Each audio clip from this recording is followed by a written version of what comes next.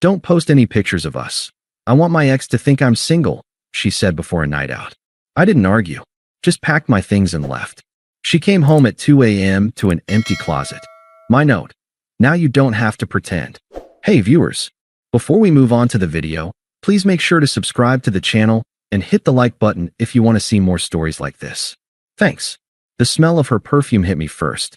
Not the soft, familiar vanilla she wore most days, but something sharp and expensive, a sample vial she'd been saving. I looked up from my book.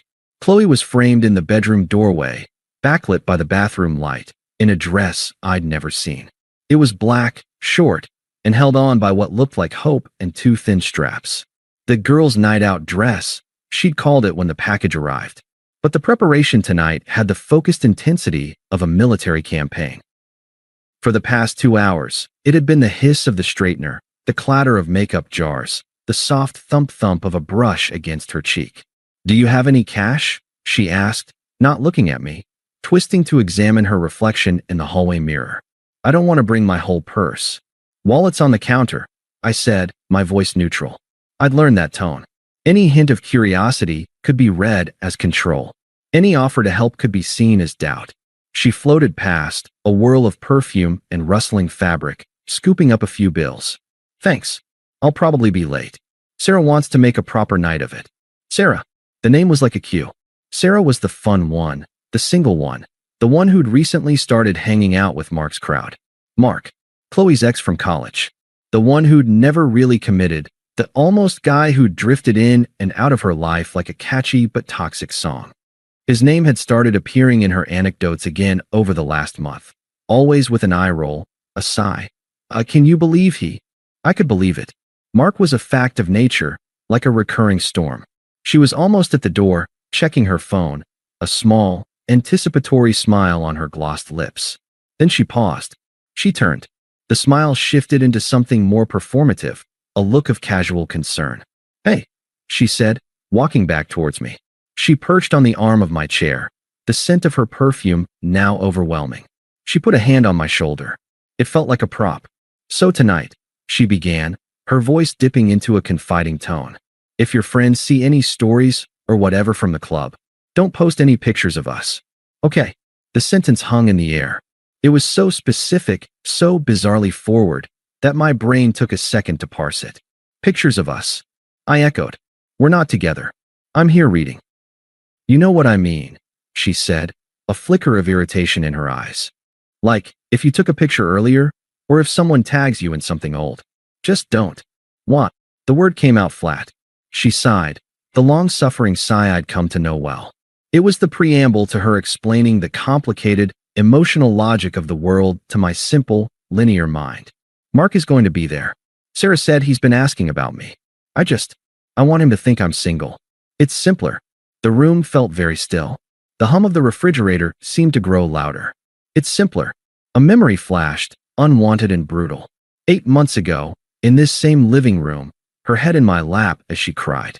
Her father had been hospitalized, and the stress had unraveled her. I'd canceled a weekend fishing trip with my brother, a trip we'd planned for 6 months, to stay with her. I'd made soup, answered the frantic calls from her mother, held her while she shook. I don't know what I'd do without you, she'd whispered, her voice raw. You're my rock. Now, I was a boulder in the stream of her narrative, one she needed to temporarily hide. It doesn't mean anything, she continued, mistaking my silence for hurt. Her hand patted my shoulder. It's just for tonight. It's just to see his reaction. It's a dumb ego thing. You understand, right? The justifications fell like practice lines. Just for tonight. Just to see. It doesn't mean anything. But it meant everything. In that one request, she had drawn a map of our relationship. I was the interior, the private comfort, the steady background noise. Mark was the exciting outside world, the audience she wanted to perform for. And for the performance to be convincing, the background noise had to be silenced. I had to be erased. It feels a little weird, Qley, I said, not moving, asking me to pretend I don't exist. Her face hardened. The concerned mask slipped. See, this is what I mean. You're making it a thing. You're being insecure. It's not a big deal. God, can't you just let me have one night without your drama? My drama. The perfect inversion. Her request to hide me became my fault for noticing. Her desire to present herself as available to another man became my failure of confidence. I looked at her, really looked. At the perfect dress, the meticulous makeup, the eyes already shining with the reflected glamour of the night ahead of Mark's attention. She wasn't asking for permission for a minor deception. She was telling me my place.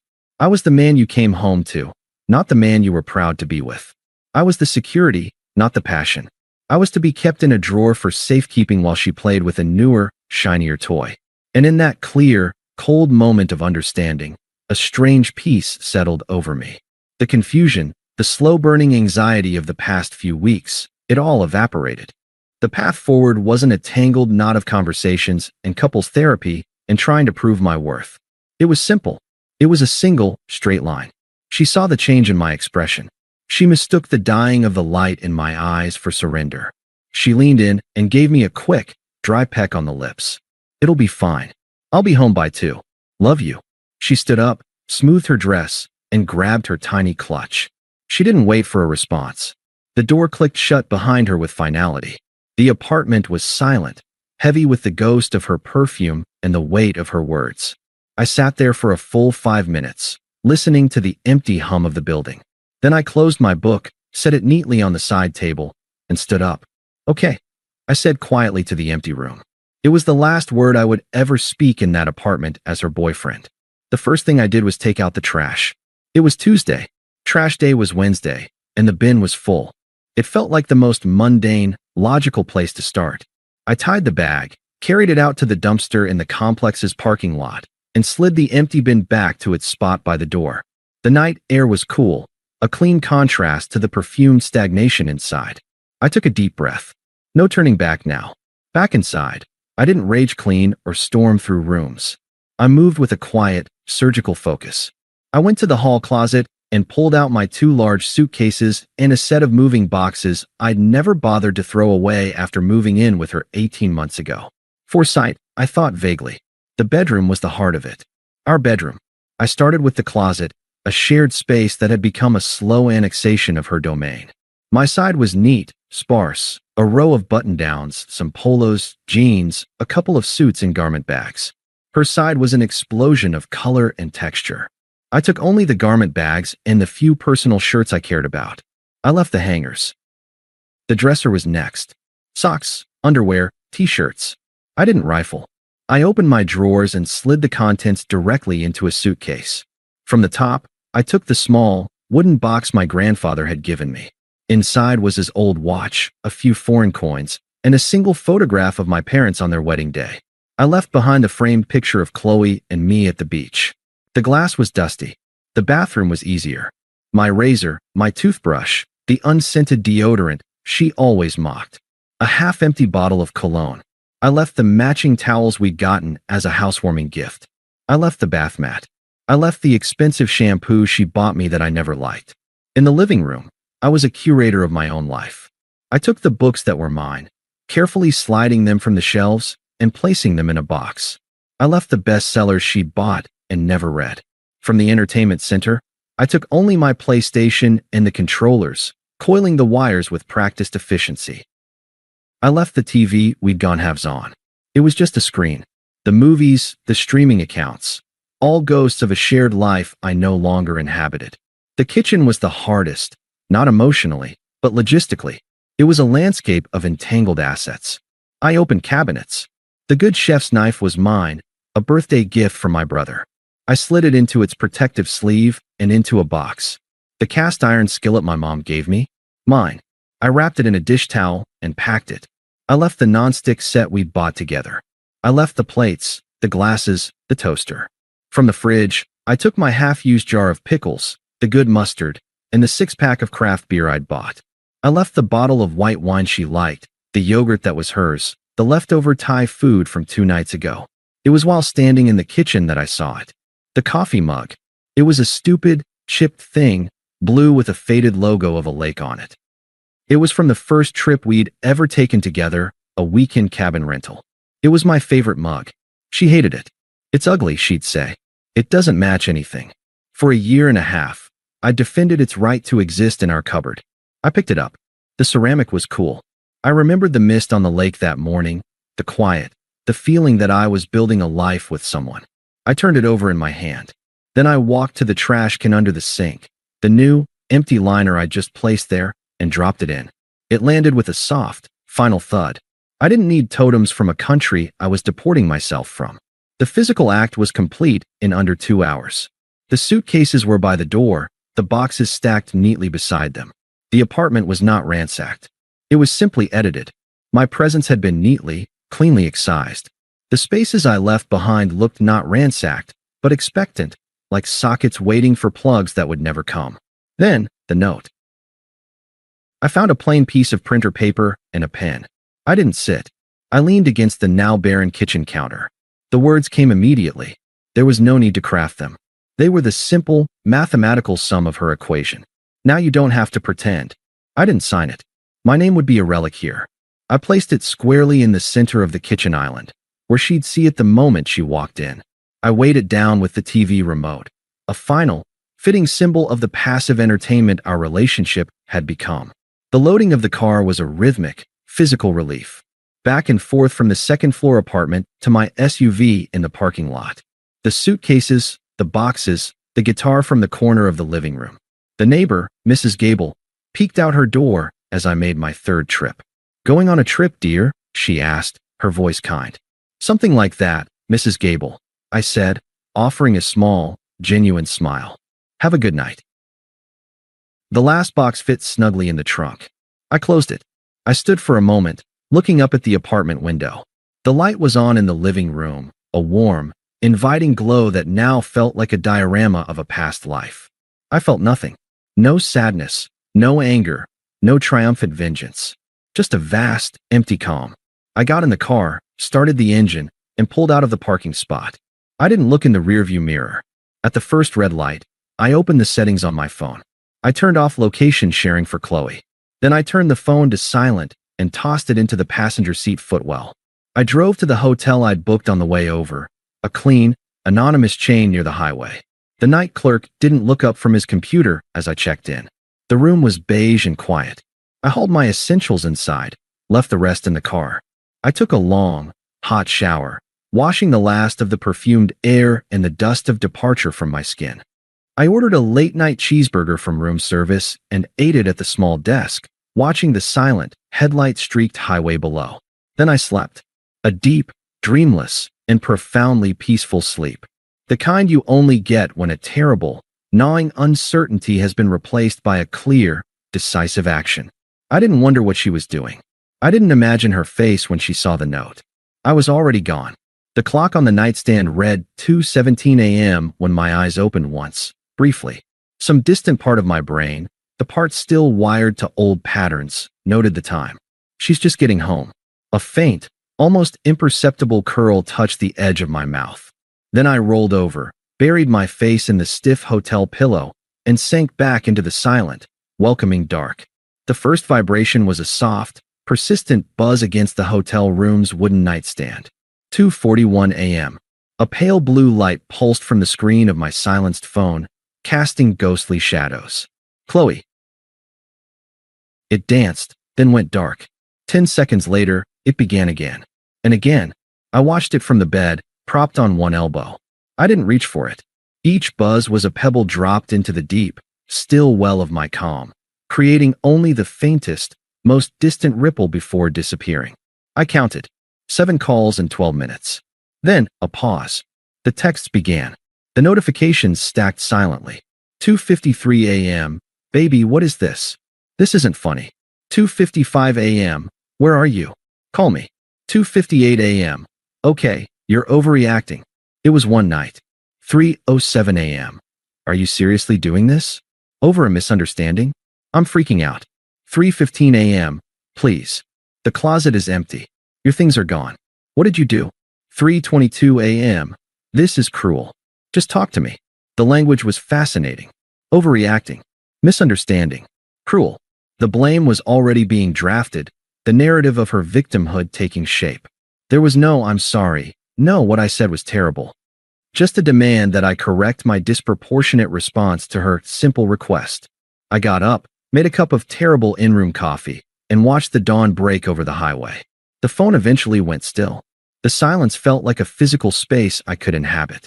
I knew the gossip mill would be churning. I had one person to check in with.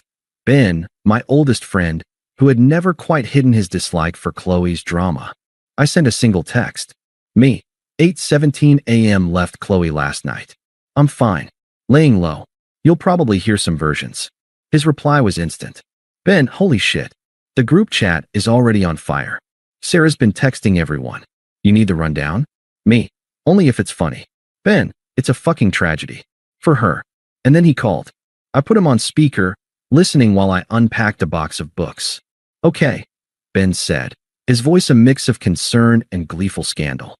So, Sarah is in full damage control mode, which means she's blaming you to anyone who will listen. But the story is leaking out. According to my source, Maya, who was there but hates Sarah, here's what went down. He took a theatrical breath. Qley gets to the club. Mission accomplished. Mark is there. She does the whole accidental run-in. He's all over her. Buying drinks, laughing too loud, the whole routine. She's playing the part perfectly, single, carefree, a prize back on the market. I lined my books on the hotel desk, not saying a word. So, they're dancing, Ben continued. It's getting handsy. Sarah, being the world's worst wingwoman, decides this is the moment. She slurs into Mark's ear, probably to make Qley look more desirable. Aren't you worried her boyfriend will be pissed? I could see it. The music thumping, the colored lights, Mark's smug smile freezing on his face. Mark pulls back, Ben said, and I could hear the grin in his voice. He looks at Qley, and he says, Maya swears this is verbatim. You have a boyfriend? Here. And Qley, flustered, tries to do its complicated thing. But Mark just laughs. This cold, nasty little laugh. He says, that's messy. I don't do messy. And then, and this is the beautiful part, he literally turns around, spots another girl at the bar, and walks away. Left her standing alone in the middle of the dance floor. The karma was so precise it felt poetic. She had wanted to present as single to lure him in. The moment she was revealed as not single, as attached, as complicated, she became worthless to him. He didn't want her. He wanted the easy, ego-boosting conquest of a single woman. The very pretense she'd asked me to enable was the thing that made her disposable to him. She lost it, apparently, Ben finished. Cried, made a scene. Sarah had to drag her out. The whole friend group saw it. Now the story isn't Qley's boyfriend abandoned her. It's Qley tried to make Mark jealous and got dumped twice in one night. People are calling her the double dump in the group chat. Huh, I said, my voice flat. That's all you've got? Huh, Ben asked, incredulous. It's the logical outcome, I said. She wanted a game. She found a player. He changed the rules. There was a pause. Who are you and what have you done with my emotionally messy friend? Ben said, but he sounded relieved. I'm the guy not in the group chat, I said. Thanks for the intel. I spent the next few days in a bubble of quiet productivity. I found a short-term apartment rental online, a furnished studio with a view of the city skyline, and signed the lease. I moved my things in. The silence there was my own. It wasn't the silence of absence, but of presence, my own. The calls from Qley became less frequent, but more structured. They came in waves, the pleading wave, the angry wave, the negotiating wave.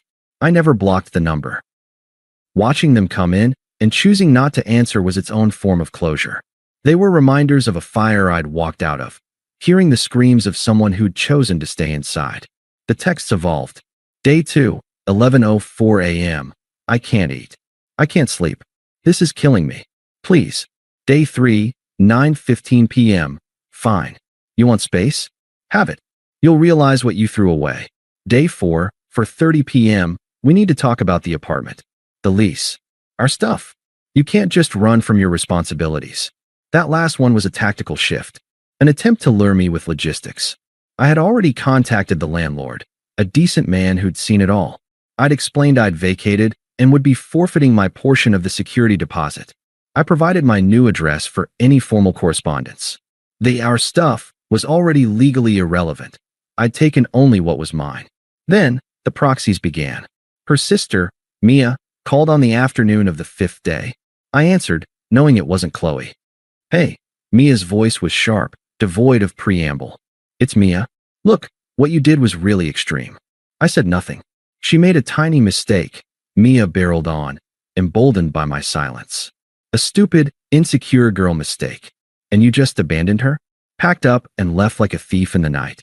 Do you have any idea what state she's in? She's a mess. A complete mess. Man up and talk to her. At least give her some closure. I let her words hang in the digital space between us.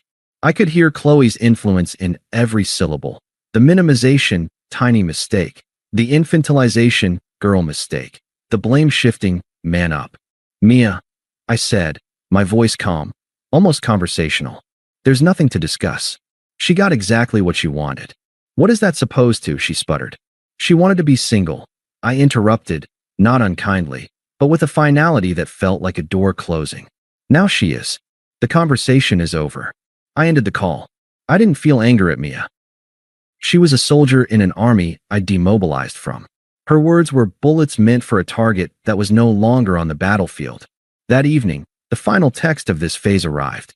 It was long, a paragraph of frantic, stream of consciousness pain. Day 5, 8:42 p.m. I see what you're doing. You're trying to punish me. Well, it's working. I'm being punished every second. Everyone knows. They're laughing at me. Mark won't even answer my texts. My own friends think I'm pathetic. Is that what you wanted? To destroy me? I loved you. I love you. And you just walked away like I was nothing. Was it all a lie? Were you just waiting for an excuse to leave?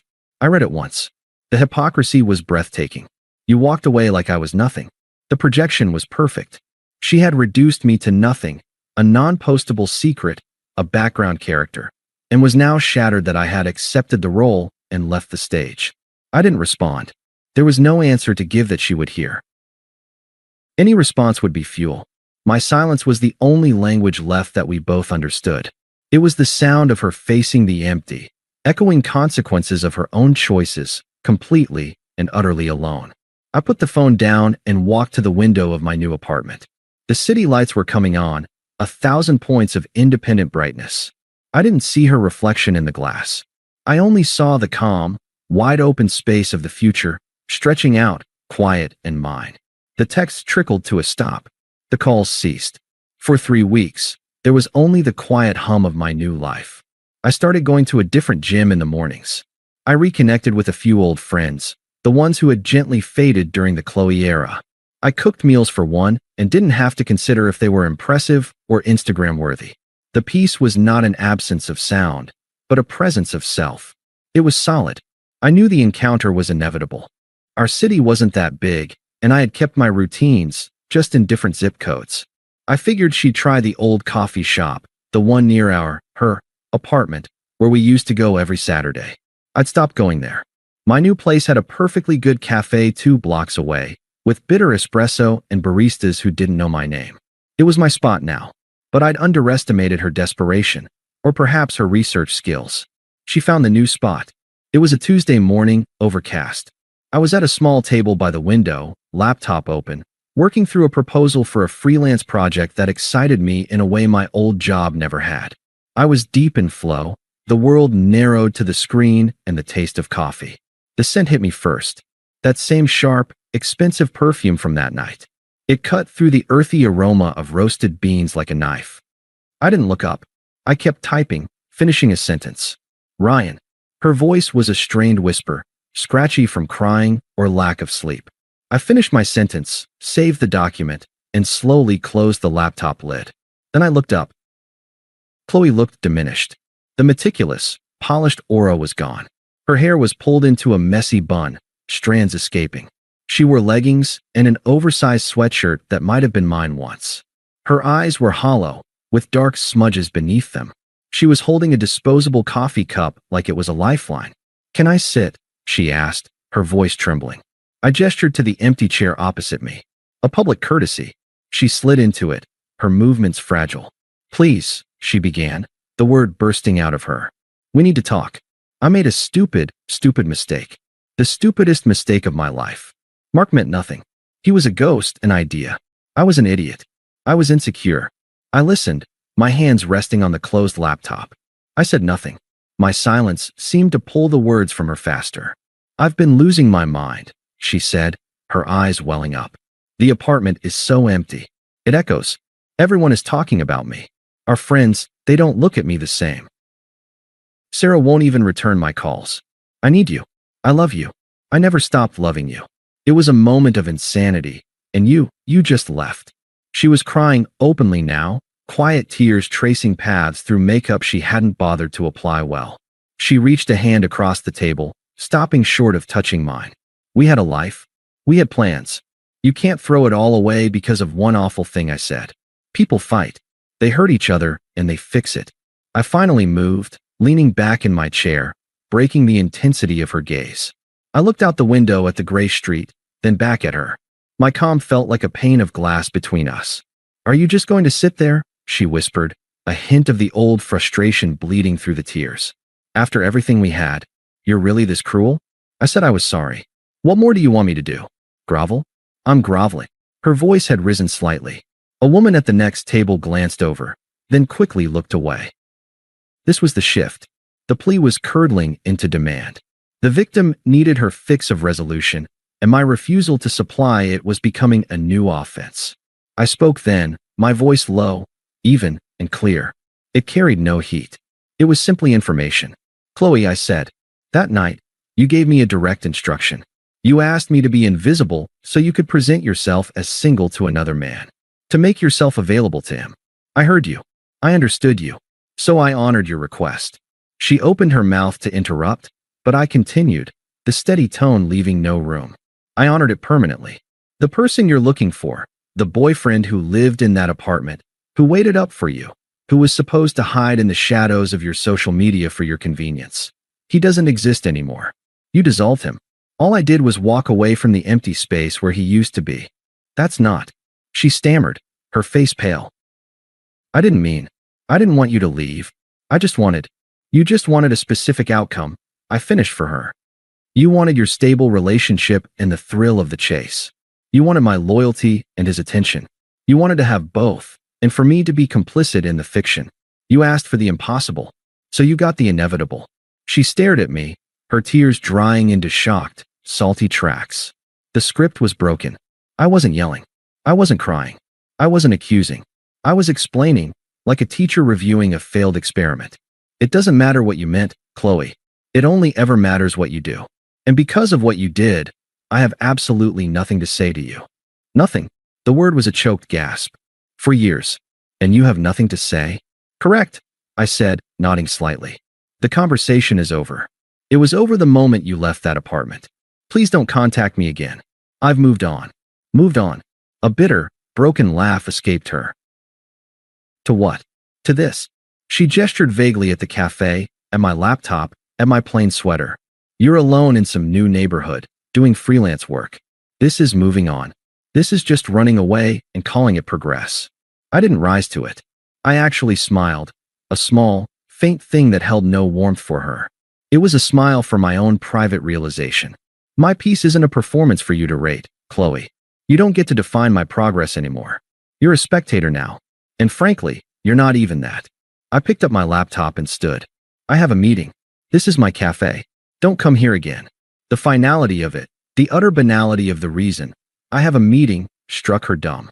She was braced for an epic clash, for hurled pain, for a dramatic final scene.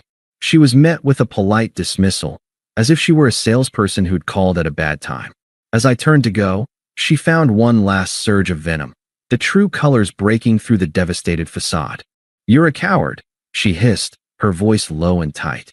You always were. You couldn't handle a real, complicated relationship. You just shut down and run. You'll die alone and safe, and it will be so boring. I paused, looking down at her. There was no anger in me, only a profound, almost pitying clarity. You confuse drama for depth, Qley. And you mistake safety for boredom. The life I'm building isn't for you to witness or approve of. It's simply mine. Goodbye. I didn't wait for a response. I walked to the counter, nodded to the barista, and pushed out onto the street. The overcast sky had broken, and a single, brilliant shaft of sunlight fell across the wet pavement. I turned left, towards the park, not towards my apartment. I needed the air. My phone, in my pocket, buzzed once. I didn't check it. It didn't matter. The hook was gone. The weight was gone. Her perfume was already dissipating from my senses, replaced by the clean, rain-washed scent of the city. I thought of the empty closet, the note on the counter, the hotel room darkness. I thought of the chipped blue mug in the trash.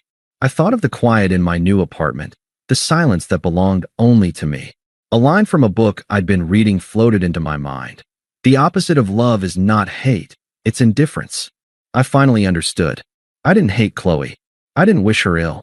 I was simply, comprehensively free. She was a chapter one had read, absorbed, and closed. The story was moving on, and for the first time in a long time, I was excited to turn the page and see what came next, all on my own. The sun felt warm on my face. I kept walking, and I didn't look back. Thanks for watching.